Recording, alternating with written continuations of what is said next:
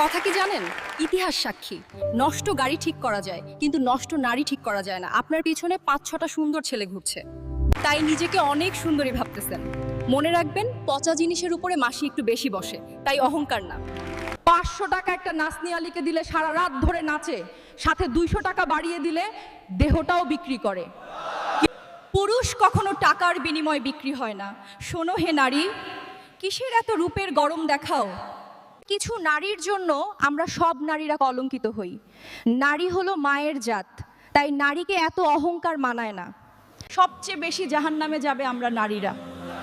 আমি একজন নারী হয়েও এটা বলছি। অনেক নারী অকৃতজ্ঞ, অনেক নারীর স্বামী প্রবাসে থাকে, অনেক কষ্ট করে তারা টাকা উপার্জন করে, সেই টাকা দিয়ে আইফোন কিনে খোলামেলা ভিডিও করে সোশ্যাল মিডিয়া আপলোড করি দেন। মায়ের শাড়ি মেয়েরা পরতে পারলেও বাবার শার্ট ছেলেরা পরতে পারে না, কারণ মায়েদের মতো আলমারি ভর্তি বাবার শার্ট থাকে না। বাবার ছেলের সম্পর্ক পৃথিবীর এমন একটা সম্পর্ক যেখানে দুজন দুজনকে অনেক ভালোবাসে, কিন্তু কেউ কাউকে বলতে পারে না।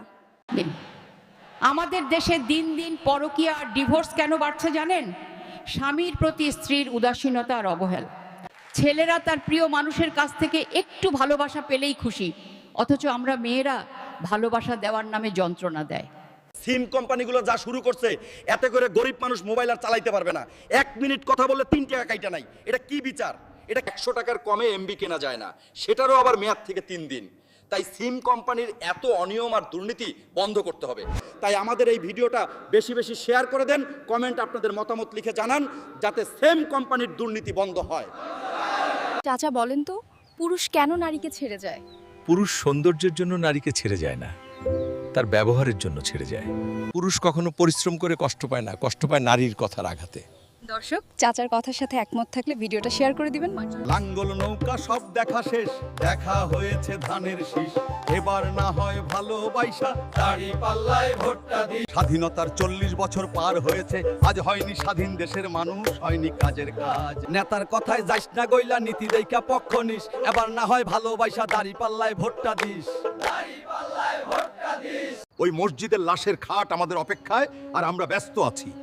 দিন দুনিয়ার রং তামাশায় ঘড়ির কাটার সময় থেমে থাকবে না কারোর জন্য। ওই সময়ের কাছে আমরা মানুষ অতি সামান্য। এই দুনিয়ায় মাটির মানুষ যাবে মাটির সাথে মিশে, তারপরও মানুষের এত অহংকারে বড়াই কিসে কারান? পৃথিবীতে সর্বদা সুখী মানুষ কে জানেন? যার কোনো প্রকার ঋণ নেই, যার ভিতরে কোনো লোভ লালসা নেই। তিনি অল্পতেই সন্তুষ্ট থাকেন, তিনি কাউকে হিংসা করেন না, তিনি অত্যন্ত পরোপকারী। কথাগুলো সঠিক মনে হলে ভিডিওটি শেয়ার করে দিবেন, আমাদের পেজটিকে ফলো দিবেন।